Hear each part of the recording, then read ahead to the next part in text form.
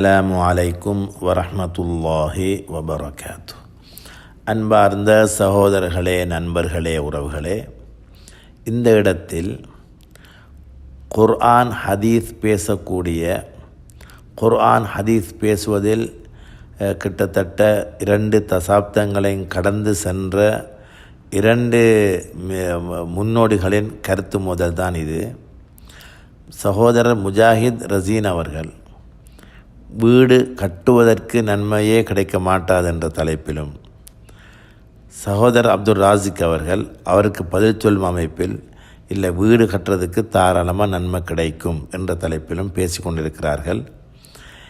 இது சம்பந்தமானதொரு தெளிவுக்குரிய பதிவாக இதனை நாங்கள் அமைக்கிறோம்.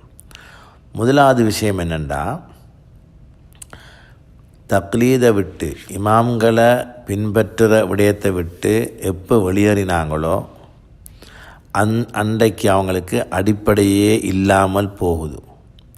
குர்ஆன் ஹதீஸ் என்று சொல்லக்குள்ள குர்ஆனில் இருந்தும் ஹதீஸில் இருந்தும் ஆதாரத்தை எடுப்பதற்கான அடிப்படை எதுவுமே இல்லாமல் குர்ஆனுக்குள்ளால் ஆதாரம் தேடினால், ஹதீஸுக்குள்ளால் ஆதாரம் தேடினால் இப்படித்தான் எல்லா ஆதாரங்களும் அமையும் என்பதை நாங்கள் பார்க்குறோம். சகோதரர் முஜாஹித் ரசீன் அவர்கள் சொல்லியிருக்கக்கூடியது, ஒரு ஹதீஸை மட்டும் பார்த்துட்டு வீடு கட்டுவதற்கு நன்மையே கிடைக்க மாட்டாது என்று பேசியிருக்கிறார். நாங்கள் சட்டத்துடைய அந்த தெளிவை முதலாக பார்த்துட்டு அங்கால போவோம். பொதுவாக வீடு கட்டுவதற்கு நன்மை கிடைக்குமா கிடைக்காதா என்ற தலைப்பில் நாங்கள் பார்க்குறதா இருந்தால், சஹீஹுல் புகாரியில் வரக்கூடிய ரிவாயத்தை சகோதரர் முஜாஹித் ரசீன் அவர்கள் சொல்லி இதுக்கு நன்மை கிடைக்காதுன்னு சொல்லியிருக்கிறார். அதாவது, இன்னல் முஸ்லிம லயுஜரு ஃபி குல்லி ஷைஇன் யுன்ஃபிகுஹு இல்லா ஃபி ஷைஇன் யஜ்அலுஹு ஃபி ஹாதா துராப். இந்த ரிவாயத்தை தான் சொல்லியிருக்கிறார் முஜாஹித் ரசீன் சகோதரர் அவர். அதாவது, எல்லாத்துக்கும் நன்மை கிடைக்கும், செலவழிக்கக்கூடிய எல்லாத்துக்கும். ஆனால் மண்ணுக்கு செலவழிக்கிறதுல நன்மை கிடைக்காது, அது வீடு கட்டிடங்கள் என்ற அமைப்பை சொல்லியிருக்கிறார். இந்த ஹதீஸுக்கு இமாம் ஹாஃபிஸ் இப்னு ஹஜர் அல் அஸ்கலானி சொல்லக்கூடிய விளக்கம், வஹுவ மஹ்மூலுன் அலா மா ஸாத அலல் ஹாஜா. தேவைக்கு அதிகமாக கட்டக்குள்ளதான் அந்த நன்மை கிடைக்காத என்ற விஷயம் உண்டாகும் என்றதை தெளிவாகவே இப்னு ஹஜர் அல் அஸ்கலானி ரஹிமஹுல்லா ஃபத்ஹுல் பாரியில் பேசியிருக்கிறார். எனவே ஒரு ஹதீஸை நாங்கள் விளங்கக்குள்ள அந்த ஹதீஸுக்குரிய விளக்கம், அதுக்கு சொல்லக்கூடியவர்கள் என்ன சொல்லியிருக்கிறாங்கன்னு பார்த்துட்டு சொன்னோம்னா இப்படியான சருகுதல் எங்களுக்கு வரமாட்டாது.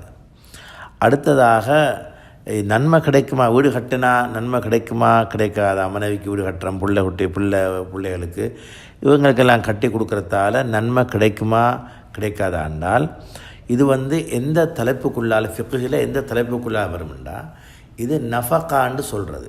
நஃபகான்னு சொன்னால், ஒரு கணவன் என்ன செய்ய வேண்டும், தனது மனைவி பிள்ளைகளுக்கு செய்கிற கடமை, கண்டிப்பான கடமை, அதில் ஒன்று தான் இந்த வீடு கட்டி கொடுக்கறது. வீடுக்குரிய ஏற்பாடு, முதலாவது வீடு, அடுத்தது ஆடை உடுப்பு, உணவு, மருத்துவ செலவு, அதே போல் கல்வி, அத்தியாவசிய விஷயங்கள், இதெல்லாம் ஒரு கணவனுக்கு வாஜிபான விஷயத்துக்குள்ளால், கடமைக்குள்ளால் வரும். அதிலும் வீடுன்றது மிக கண்டிப்பான ஒரு பொறுப்பாக வாஜிபான நஃபகா உள்ளுக்கும் இந்த மஸ்கன் வீடுன்ற வந்துடும். எனவே கணவன் ஒன்று சொந்த வீட்டில் அல்லது வீடு கட்டி கொடுக்க வேண்டும், அல்லது கூலிக்கு ஏற்பாடு செய்ய வேண்டும். இது கணவன் செய்ய வேண்டிய கடமை. இது நஃபகா வாஜிபான கடமைண்டு எப்போ வருமோ அது அவருக்கு செய்கிறதுக்குரிய நன்மை கிடைக்கும். அதில் எந்த விதமான பிரச்சனையுமே வராது. சஹீஹ் புகாரி, முஸ்லிம் போன்ற கிரந்தங்களில் ரிவாயத்தை பார்க்கலாம். வ இன்னக லன் துன்ஃபிக நஃபகதன் தப்தகி பிஹா வஜ்ஹல்லாஹ் இல்லா உஜிர்த அலைஹா. இது சாத் ரலியல்லாஹு அன்ஹு அவனோட ஹதீஸோட தொடர் தான் இது. நீங்கள் எந்த நஃபக்காவாக இருந்தாலும் அதுக்கு வந்து கூலி கிடைக்கும் என்ற விஷயமிக்கு அதில் அல்லாஹ்வுக்காக நீங்கள் செஞ்சால் அப்போ இதில் வந்து ஒருவர் வந்து நஃபக்கா செலவழிக்கிறாரு, வாஜிபாக செலவழிக்க வேண்டிய ஆட்கள் தான் மனைவி, பிள்ளைகள், பெற்றோர்கள். இவங்களுக்கு வாஜிபான இந்த கடமையான நஃபக்கா என்ற செலவனத்தை செய்யக்குள்ள அவருக்கு நன்மை கிடைக்கும். அதை நியத்து வச்சு அல்லாஹ்வுக்காக வேண்டி செய்கிறது அவருடைய பொறுப்பு. அந்த விஷயம் இருக்குது. அப்போ வீடு கட்டினா நன்மை கிடைக்காது என்ற அடியோடு சொல்ல இயலாது. ஏனென்றால் அந்த இரண்டையும் சேர்த்து தான் நாங்கள் பார்க்கணும். ஒன்று, ஒரு ஆணுக்கு உள்ள கடமைகள் என்று வரக்குள்ள இது செய்கிறது கடமை, வாஜிபான கடமையை செஞ்சால் அவருக்கு நிரப்பமான நன்மை கிடைக்கும். அதில் எந்த விதமான பிரச்சனையுமே இல்லை. எனவே இந்த ஃபிக்ஹுடைய ஃபுகஹாக்கள் இதில் யாரும் மாறுபடலை. கணவன் நஃபகா கொடுக்குறது, நஃபகாண்டா வீடு, உணவு, அதே நேரத்தில் உடுப்பு, அதே நேரத்தில் பிள்ளைகளுடைய இந்த செலவினங்கள், அத்தியாவசிய விஷயங்கள் எல்லாம் கணவன் தான் பார்க்க வேண்டும். மருத்துவ செலவெல்லாம் சொல்லிக்கிறாங்க. சரி, ஏன்னா வீடு கட்டி கொடுக்கக்குள்ள ஒரு நாளும் நன்மை கிடைக்காது என்று சொல்ல இயலாது. தேவைக்கு அதிகமாக, உதாரணத்துக்கு ஒருவருக்கு ஒரு ஒரு 2 ரூமோட வீடு போதுமெண்டா அந்த அளவு, தேவையான அளவு அந்த நிலையில் அவரும் அவருடைய குடும்பத்துக்குரிய வாழ்வாதாரம் வரக்குள்ள, அந்த வாழ்க்கையுடைய அத்தியாவசியம் வரக்குள்ள எந்த அளவு தேவையான வீடாக இருக்கணுமோ அந்த அளவு கட்டி கொண்டால் சரி. அது இல்லாமல் மிக கூடுதலாக 2 பேர் இருக்கிறாங்க, ஆனால் அந்த வீடை பார்த்தா வந்து ஒரு 50 பேர் இருக்கிற மாதிரி வீடாக கட்டுறாரு, பெண்ணாம்பரிய வீடு, அதில் இப்போ கட்டிடத்தோட போட்டி போடுற வீடாக இருக்குது. இப்படியான அமைப்பில் அமைஞ்சு கொண்டு வரக்குள்ள தான் அது ஒன்று இந்த நன்மை கிடைக்காம போகும். சில நேரத்தில் பாவம் கூட கிடைக்க வாய்ப்பு இருக்குது. ஏனென்றா ஹராத்துடைய எல்லையை கடந்து போய் வீண் விரயத்தை தொட்டு, வீண் விரயத்தில் அளவு கடந்த வீண் விரயத்துக்கு போனால் இன்னும் கொஞ்சம் கூடுதலாக பிரச்சனை வந்துடும். எனவே அப்படியான பகுதிக்கு நன்மை கிடைக்காது, பாவம் கிடைக்கிற பகுதியெல்லாம் இருக்குது. பொதுவாக 10 வருஷம் வீடு கட்டினா செலவழித்து காசு கட்டி சேர்த்து வீடு கட்டுறவங்க நன்மை கிடைக்காதுன்னு சொல்கிறது வந்து அது வந்து பிழையான கருத்து. அது சரி. இரண்டாவதாக இவர் அதுக்கு மறுப்பு தெரிவித்தவர் தான் சகோதரர் அப்துல் ராசிக். அவர் வந்து அதுக்கு மறுப்பு தெரிவிச்சிருக்கிறாரு. இந்த மறுப்பு தெரிவிக்கிறதுலேயும் உள்ள பிரச்சனை என்னென்னா, இப்போ குர்ஆன் ஹதீஸ்ன்னு வந்து இமாம்களை பின்பற்றாமல் போனத்தால் நான் ஏற்கனவே சொன்னோம் அடிப்படையை இழந்தாங்கண்டு. ஒரு அடிப்படையுமே இல்லாமல் சட்டம் சொல்ல வெளியே வந்ததால் இவர் இந்த என்ன நடந்திருக்குண்டா, அந்த வீடு கட்டலாம் நன்மை கிடைக்கும் என்று சொல்லி நிறுவ வராரு. அந்த நிறுவன முறையில் வந்து நான் பார்க்குறோம், அதாவது இந்த புயூத்துன்ற வார்த்தைகளை வச்சு கொண்டு, அல்லது குர்ஆனில் அல்லாஹ் பாவித்த புயூத்துன்ற வசனங்களை எல்லாத்தையும் சேர்த்து வச்சு கொண்டு வீடு கட்டுறது நன்மை கிடைக்கும், இந்த வசனத்தை பார்த்தா எங்களுக்கு நன்மை கிடைக்குன்னு விளங்குது தானே, இந்த வசனத்தை பார்த்தா நன்மை இல்லாட்டி அல்லாஹ் இப்படி சொல்லியிருப்பானா, எங்களுக்கு ரெண்டெல்லாம் ஒரு வித்தியாசமான அந்த லாஜிக் முறையில் பாவிச்சு கொண்டு போகிறாரு. இதுக்கெல்லாம் காரணம் நாம் ஏற்கனவே சொல்லி கொண்டு வரோம், குர்ஆனை விளங்குறதுக்கு ஒரு அடிப்படை தேவை. இப்போ குர்ஆன் ஹதீஸ் என்று சொல்லி வந்து நீங்கள் அதாவது சகோதரர் ராசிக் அவர் சொல்லக்கூடிய அந்த விஷயங்களை வச்சு பார்த்தா எந்த அடிப்படையுமே இல்லாமல் தனக்கு தோன்ற விஷயத்தை சொல்கிறதுக்கு ஒரு சொல்ல மட்டும் எடுத்து கொண்டு வந்து வீடு கட்டலாம், நன்மை இருக்குது, நம்ம இருக்குந்தானே, இல்லை எங்களுக்கு பார்த்தா விளங்குது தானே, நாகரிக அமைப்பு, அல்ல இதை சொல்லிக்கிறான் அதை சொல்லிக்கிறான் எல்லாம் என்னென்னமோ சொல்லிக்கொண்டு போகிறத பார்க்குறோம். எனவே நான் சொல்கிறேன், மிக முக்கியமாக சொல்கிறோம், எப்போ நாங்கள் இந்த அதாவது இமாம்களை ஃபிக்ஹில் இமாம்களை இந்த பின்பற்றுதல் என்றால் இமாம்கள் காட்டின வழிகாட்டலை எடுக்க தவறிட்டு நாங்கள் தனியாக போனோமோ அன்றைக்கு இந்த உம்மத்தில் யார் யார் போனாங்களோ அவங்க சறுக்கி விழுந்து இன்னும் எழும்ப 7ஆவது கட்டத்தில் இருக்கிறாங்க. இதை நன்மை கிடைக்காதுன்னு சொன்னவரும் ஒரு ஹதீஸை பார்த்துட்டு கிடைக்காதுன்னு சொல்கிறாரு. இல்லை, நன்மை கிடைக்கும்னு நிறுவ வந்தவரும் அவர் வேறு சம்பந்தமே இல்லாத, அதாவது நன்மை கிடைக்கும்ன்றதுக்கு அவர் சொன்ன ஆதாரங்கள் ஆயத்துகள் ஒன்றுமே நன்மை கிடைக்குமென்றதை நிறுவக்கூடிய வசனம் ஒன்றுமே அதுக்குள்ளால் இல்லை. நன்மைண்டா வீடு கட்டுங்கள் நன்மை கிடைக்கும் என்றதை நிறுவுற வசனம் அதுக்குள்ளால் ஒன்றுமே இல்லை. எனவே இதுக்குரிய காரணம் என்னென்றா அடிப்படையே இல்லை. எப்படி ஒரு குர்ஆனுடைய வசனத்தை நான் விளங்க வேண்டும் என்று தனக்கென எந்த விதமான அடிப்படையுமே இல்லாமல் விளங்கி கொண்டு போகிறதால தான் இப்படியான பிரச்சனைகள், குளறுபடிகள், குழப்பங்கள், தடுமாற்றங்கள் வரும். இப்போ சொன்ன பதில் அவருக்கு பதில் சொல்லியிருக்கிறாரு.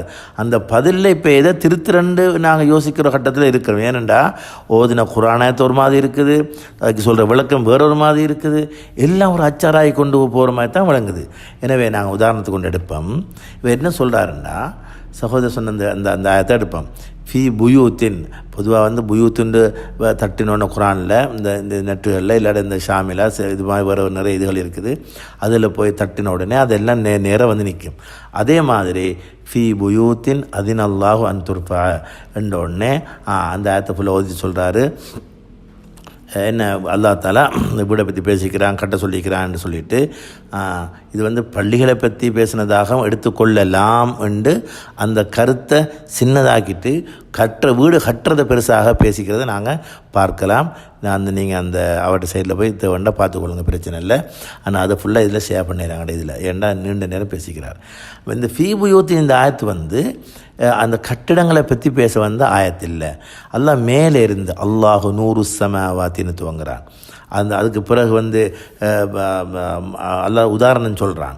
அதுக்கு பிறகு ஃபீ புயூத்தின் அதின் அல்லாஹுன்னு சொல்லி ஃபீ புயூத்தின் அதின் அல்லாஹு அன் துர்ஃபா வயுத்கர ஃபீ ஹஸ்மு யுஸப்பிஹு லஹு ஃபீஹா பில் குதுவி வல் ஆசால். அங்கால வேறு ரிவாயத்துகளை யுஸப்பஹு லஹு ஃபீஹா பில் குதுவி வல் ஆசால்னு சொல்லிட்டு ரிஜாலுல்லா துல்ஹீஹிம். இது எல்லா வசனங்களும் பின்னால் வரக்கூடிய எல்லா வசனங்களும் இந்த ஃபீ புயூத்தினோட சம்பந்தப்படுது.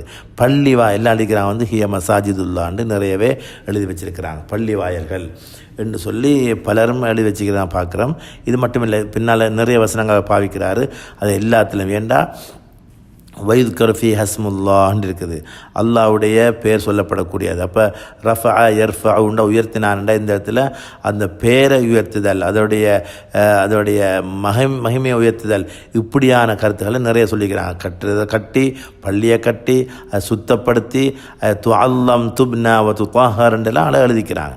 இப்போ என்ன பிரச்சனைன்னு சொன்னால், நாங்கள் அந்த பள்ளி கட்டுறது சம்பந்தமாக, பள்ளியுடைய உயர்வு சம்பந்தமாக, பள்ளி என்றால் எப்படி இருக்க வேண்டும், பள்ளியில் இருப்பவர்கள் யாராக இருக்கணும், பள்ளி எப்படியான ஆக்கள் எப்படி பள்ளியை அதாவது இந்த ஒளிமயமாக்கணும்ன்ற விஷயங்கள் நிறைய பேசப்பட்டிருக்குது. அந்த வசனங்கள் எல்லாம் சொல்லிட்டு வரான். அப்போ அதுகளை வச்சு கொண்டு கட்டிடம் கட்டுறதுக்கு நன்மை கிடைக்காமல் போகுமா என்று பேசுகிறது இந்த குர்ஆனுடைய வசனத்தை எப்படி கையாளணும் என்று தெரியாத ஒரு தன்மை தான் இந்த இடத்துல வந்திருக்குது, அல்லது அடிப்படை இல்லாமல் வரக்கூடியதான் காரணம். அடுத்த சூரத்துல் ஃபுர்கான் ஒரு வசனம் ஓதிட்டு தபாரக்கல்லதி என்ற அந்த வசனத்தை ஓதிட்டு வயஜ அல்லக்க குசூரா இதை ஓதிட்டு சொல்கிறேன். என்ன இந்த வசனம் ஒன்றுமே வீடு கட்டினா நன்மை கிடைக்கும் என்று பேசுகிற வசனங்களே இல்லை இதெல்லாம். ஆனால் வீடு கட்டுறது ஆகாது அதை பேசுகிற வசனம் இது இல்லை.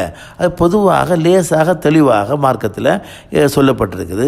ஒருத்தர் வாழ்க்கையுடைய அடிப்படையான விஷயங்களை பேசக்குள்ள வீடுன்றது மஸ்கன் என்ற விஷயம் பேசப்பட்டிருக்குது. அதை பேசி அதுக்குள்ள நன்மை கிடைக்கக்கூடிய பகுதி நஃபகாவுடைய நன்மை. அது இல்லாமல் இவர்களால் ஏற்றுக்கொண்ட அப்துல்லா பின் பாஸ் அவங்க விசாலமாக விரிவாக பேசியிருக்கிறாரு.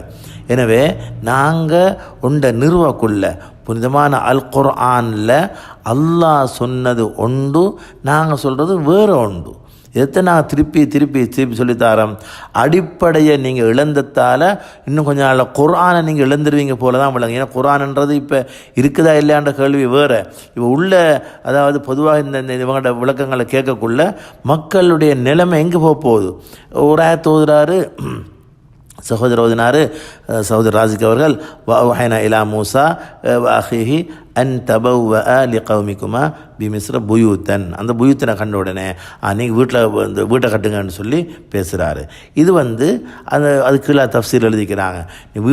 அந்த உம்மத் பனு இஸ்ரவேலக சொன்னாங்க, நாங்கள் வெளியில் தொழுதுகிறது ஃபிரௌன் கண்ணாண்ட பெரிய வெட்டு கொத்து நடந்துடும், எனவே என்று பயப்படக்குள்ளதான் அல்லாஹ் சொன்னால் நீங்கள் வீட்டிலே தொழுது கொள்ளுங்கோ என்று சொன்ன உடனே இல்லை கட்ட சொன்னாங்க வீட்டைன்னு சொல்லி சொல்லி. எனவே நாங்கள் ஒரு வசனத்தை நாங்கள் எடுத்து முன்வைக்கக்குள்ளே எப்படி நாங்கள் முன்வைக்கணும், ஒரு வசனத்துக்கு தஃப்சீர் யார் யார் எப்படி சொன்னால் இது பார்த்து அவங்களுக்கு விளங்குது இல்லையா, எங்களுக்கு விளங்குது இல்லையா, நாகரிகத்தை அல்லாஹ் சொல்லி கொடுத்தாரான், வீட்டை கட்டுற முறை சொல்லி கொண்டு வரான் என்றெல்லாம் ஒவ்வொரு விஷயங்களை சொல்லிக்கொண்டு போகிறாரு. எனவே நாங்கள் சொல்கிறோம், குர்ஆனில் இருந்து ஹதீஸில் இருந்து நீங்களாகவே சட்டத்தை இயற்றி முன்வைக்கிறதா இருந்தால் அதுக்குரிய அடிப்படை உங்களுக்கு இருக்கணும். முதலாவது அந்த அடிப்படை இல்லாமல் இது குர்ஆன் அந்த நன்மை கிடைக்காது என்று சொன்ன சகோதரருக்கும் அடிப்படை இல்லை, அது திருத்த வந்த சகோதரருக்கும் அடிப்படை இல்லை. எனவே ரெண்டு பேருமே இமாம்களை விட்டு விலகி இன்றைக்கு போய் கடைசியாக அவங்க தங்களுக்கு இடையில் ஒரு பெரிய ஒரு மோதல் நாங்கள் ஏற்கனவே சொல்லி கொண்டு வந்தோம். இவங்களுக்கு இடையில் உள்ள பிரிவினையை எண்ணி முடிக்க இயலாது, அந்தளவு பிரிவினை இருக்குது. ஏனெண்டா இவர் ஒன்றை சொல்கிறது, அவர் ஒன்றை சொல்கிறது. அவங்க அப்போ சொல்லக்கூடிய கருத்தை நிறுவுறதுக்கு பாவிக்கிற சில 5-6 லாஜிக் முறைகள் இருக்குது.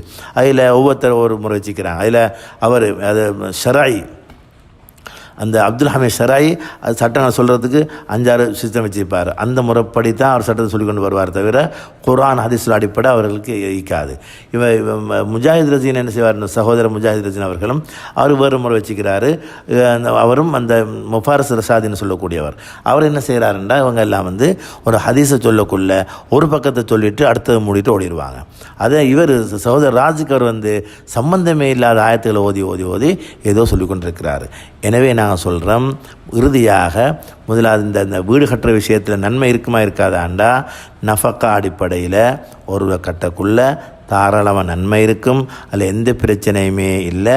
யாரும் அது கேள்வியாக யோசிக்க வேண்டிய எந்த பிரச்சனையுமே இல்லை, நன்மை தாராளமாக கிடைக்கும். வீண் விரயமான அளவு, வீண் விரயத்தை அளவு கடந்த வீண் விரயம் இப்படி போகக்குள்ள தான் நன்மை கிடைக்காது, சில நேரம் ஹராமாகலாம், பாவம் கூட கிடைக்கக்கூடிய வாய்ப்பு சில நேரம் இருக்குது. அவ்வளோதான் அதுக்குரிய விஷயம். அதுக்கு தலீல் என்ன, ஆதாரம் என்னண்டா, நஃபக்கா வாஜிப், எந்த வாஜிபாக இருந்தாலும் அவர் செய்யக்குள்ள நன்மை கிடைக்கும். அதுக்குரிய ஆதாரங்கள் வேறையாக இருக்குது. சரி, எனவே இந்த இவர் சொன்ன ஹதீஸ், சகோதரர் முஜாஹிதீன் சொன்ன ஹதீஸுக்குரிய விளக்கத்தை நான் சொன்னோம். சஹீல் புகாரிக்குரிய விரிவுரை ஃபத்ஹுல் பாரியில் இப்னு ஹஜர் அல் அஸ்கலானி விரிவாக சொல்லியிருக்கிறாரு. இது அதாவது தேவைக்கு அதிகமாக செலவழிக்க விஷயத்தை தான் இந்த ஹதீஸ் சொல்லியிருப்பதாக இப்னு ஹஜர் அல் அஸ்கலானி தெளிவாக சொல்லியிருக்கிறாரு. இவங்க சொல்லக்கூடிய இந்த விஷயங்கள் படி ஒன்றுமே இல்லைன்றதை நாங்கள் தெளிவாக வினைக்கொள்வோம். இதில் இன்னொரு படிப்பினை எல்லாருக்கும், யாராக இருந்தாலும் இப்போ அடிப்படையை இழந்து இமாம்களை தேவையில்லை, ஹதீஸுக்குள்ளே வரதாக இருந்தால் உசூல் ஹதீஸ் தேவை, ஹதீஸ் கலை அறிஞர்களுடைய அடிப்படை இல்லாமல் ஹதீஸு நான் சொல்ல வந்தால் இப்படியான தவறுகள் தான் எங்கள்கிட்ட வரும். குர்ஆனை விளங்க வரமா, உசூலு தஃப்சீர், ஒரு குர்ஆனுக்கு விளக்கம் சொல்கிறதுக்குரிய அடிப்படை அறிவு இல்லாமல் உள்ளே வந்தவண்டா இதே மாதிரி தான் நாங்கள் தஃப்சீர் செய்ய வேண்டி வரும்ன்றதை அழகாக கண்ணால் பார்க்குறோம். எனவே ஃபிக்குடைய சட்டம் என்று வரக்குள்ள உசூல் ஃபிக்கு தெரியணும், இருக்க வேண்டும். அது இல்லாமல் சும்மா உள்ளே வந்தோம்னு சொன்னால் நாங்கள் ஒரு நாளும் நடக்கும் ஒரே ஒரு விஷயந்தான் நடக்கும், சமூகம் குழம்பி இப்போ தங்களுக்கு இடையில் குழம்பி கொண்டு போகிறத பார்க்குறோம். அல்லாஹ்வுடைய கிருபையால். ஆக அல்லாஹு தஆலா இந்த இஸ்லாத்தை பாதுகாக்கிறதுக்காக வேண்டி சஹாபாக்களோட கையில் இருந்து இன்றைக்கு வரைக்கும், அதாவது 1440 வருடங்களை கடக்கும் வரைக்கும் அல்லாஹ் பாதுகாக்கிறதுக்கு அந்த முதல் நூற்றாண்டில் எந்த இமாம்களை அல்லாஹ் புறக்கி எடுத்தானோ அந்த இமாம்கள், அந்த உலமா பெருந்தகைகள் எல்லாம் இட்ட அந்த முக்கியமான அடிப்படையான அஸ்திவாரங்கள் எல்லாம் மிக உறுதியாக அன்றைக்கு போடப்பட்டதால் இன்று வரைக்கும் அதே நிலையில் எந்த விதமான மாற்றம், தடுமாற்றம், குழப்பம் எதுவுமே இல்லாமல் பயணித்து கொண்டிருக்கிறத நாங்கள் பார்க்குறோம். இதுக்குரிய காரணம் அவர்கள் வாழ்ந்த காலம், அவர்கள் இல்ம கற்ற பெருந்தகைகள், அவங்களுடைய உஸ்தாத்மார்கள், அவங்களுடைய தனிப்பட்ட இபாதத்துகள், அவங்களுடைய பேணுதல், இல்முடைய அமானா இல்மியான்னு சொல்கிற அந்த நிலை, இல்ம முழுமையாக அமானிதமாக எடுத்து அல்லாஹ்வை பயந்து முன்வச்ச இது எல்லாம் சேர்ந்து அந்த அஸ்திவாரம் இன்றைக்கு வரைக்கும் நிலைச்சி போய்கொண்டிருக்கிறத பார்க்குறோம். யாரெல்லாம் இல்லை நான் குர்ஆன் ஹதீஸ் தான் என்று எப்பப்பெல்லாம் இறங்கினாங்களோ இவர்கள் எல்லாம் கடைசியாக குர்ஆனும் இல்லை ஹதீஸும் இல்லை என்னண்டே இல்லாமல் போன ஒரு சூழலை நாங்கள் கண்ணால் பார்த்து கொண்டிருக்கிறோம்.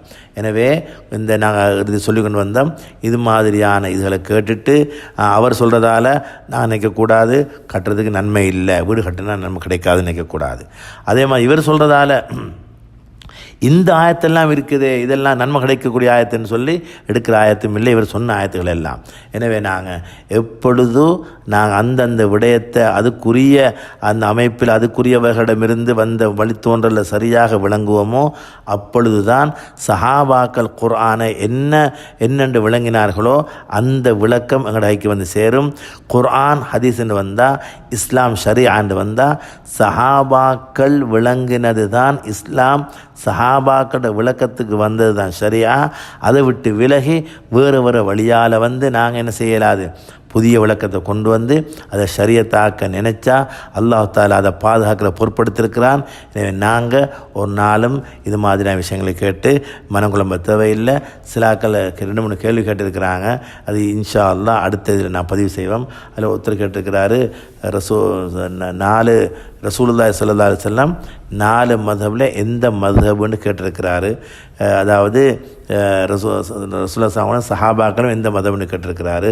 அதுக்குரிய விஷயத்தை இன்ஷா அல்லாஹ் அடுத்தது நாங்கள் பேச இருக்கிறோம். ஜஸாக்குமுல்லாஹு ஹைரன். வஸ்ஸலாமு அலைக்கும் வரஹ்மத்துல்லாஹி வபரகாத்துஹு.